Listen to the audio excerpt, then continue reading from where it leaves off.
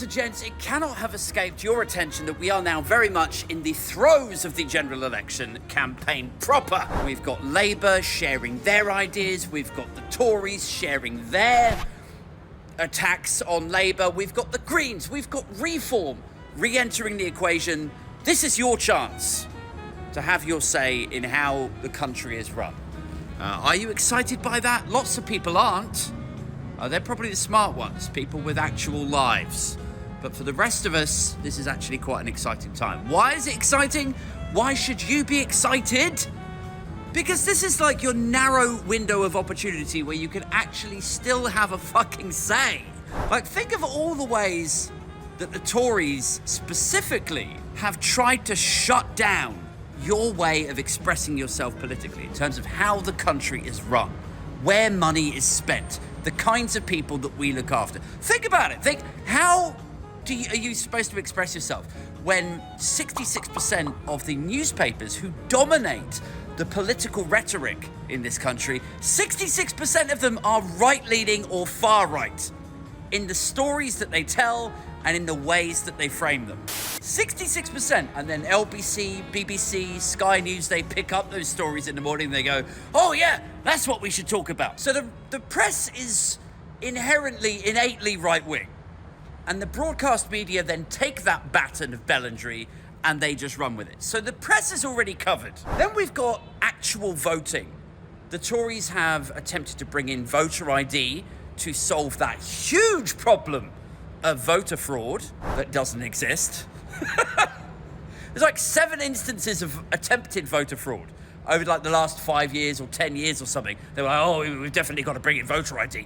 And then they freely admitted Jacob Rees-Mogg was caught on a private occasion giving a dinner speech, acknowledging that they only brought it in to disenfranchise younger voters who tend to vote for left-leaning parties. It was not in their interest for younger voters to go out and vote, so they made it harder for them. So they've tried to make it harder for you to vote, they've tried to make it harder for you to get the news, the truth, factual, objective analysis. They eat into your money, your disposable income, so that restricts your ability to organise yourself and to, I don't know, change your situation and to exercise some resemblance of social mobility. They've restricted your ability to protest. Now, if your protest is noisy and annoying, they're just like, I don't care if you don't like the monarchy. You got your Not My King placards at the coronation. Are you out of your mind? This is basically Russia now. Get in the van. So you can't protest. It's harder to vote. They've got the press covered. The one thing that remains that you still have a right, that they haven't taken away from you yet, is your right to just walk into that little village hall, fill out a little white thing, and then just have your say and vote in a party that is most likely to oust the Conservative candidate in your area, in your ward, as they call it. And that is what StopTheTories.vote is all about. It's not telling you who to vote for or who it thinks should form the next government. It's just about removing the Tories from power and influence and replacing them, ideally, with a coalition of like-minded individuals.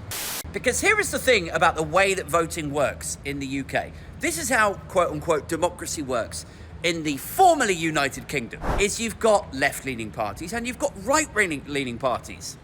And you've got lots and lots of people, a majority of the general public, in fact, hold left-of-centre sensibilities and views. You know, we're all actually very accepting of refugees and asylum seekers. We're all pro-women, gay rights, trans rights. Nobody really cares about that stuff. The stuff that they care about is how much money they've got left in their wallet, if they can survive the cost of living crisis, how much their mortgage or rent exploded by last year. That's the real stuff that they care about. But it's not in the rich donors of the Conservative Party's interest to have those conversations. And so instead what you see plastered across the front pages of the Express, the Telegraph, the Sun, etc., and then carried through into LBC, Sky News, and so on, is the stuff that they want to talk about, which is invariably distractions. So a woman can have a penis. Is it time to ditch rule Britannia at the problems? A woman can have a penis. Take the knee, take the knee. A woman can have a penis. But most people out there have left of centre, left-leaning sensibilities. They are compassionate, they're understanding, they are politically sane and disinterested in culture war nonsense. The problem is, the way that voting works is you have, 14 people will vote for the Lib Dem candidate, who have progressive values or progressive policies. Then you have 15 people who will vote for the Labour candidate, who have left-leaning or progressive policies.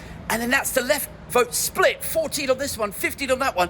And then the people that vote for the Tory, there'll be like 17 of them. So there's less or fewer people that have right-wing sensibilities, but they just inch it because that left-leaning vote is split.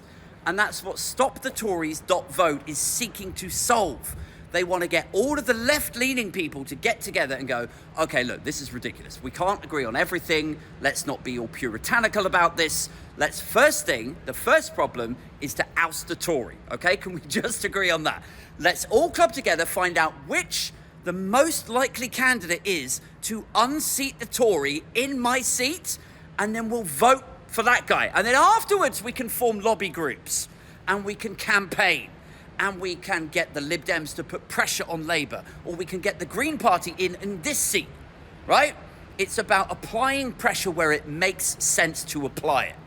Now, why am I telling you this now at this point in the general election campaign? It's because StopTheTories.vote, write it down, have just updated all of their data with the latest electoral data. Often these tactical voting sites, you might have heard it referred to as tactical voting, that's what it is. You are tactically voting to remove the Conservative from power. StopTheTories.vote have just updated with the latest date from the most recent election data that is available. So if you go on there now, it's totally free to use. You don't even have to sign up for it. You just put in a postcode. We won't know where you live, because you don't have to put in like your house number or whatever. You just put in your postcode. It checks that against the ward data, the local constituency data, and it returns to you the most likely candidate to win in that area. So it's going to say, you should vote for this guy, Mark Joson of the Liberal Democrats, because he's most likely to unseat your Tory. In my area, it's going to say, you should vote Labour Aid, because Labour are most likely to unseat the Tory in your area. Now, I would like to see a Labour-led coalition government. Personally, that's my utopia. But for now, I'm focused on removing the local MP from my area who is a Tory. His name is Leo Doherty. And for me, it's telling me I should vote Labour. So that's how I'm going to be voting come July the 4th. So it's StopTheTories.vote. Go and look your postcode up in it now. Peace. From your neck to your ankles, your black balls, screaming booze down the damn halls and crank calls. Reviews and those rant balls, my man brawls. Your straw man, your ball games, it's your dad's balls. All day, every day, your boy's killing it. Quick dealing the sick shit, straight illin' it. Slick figure in politics, for the thrill of it. Pillin' beer, swilling, going ape on gorilla shit.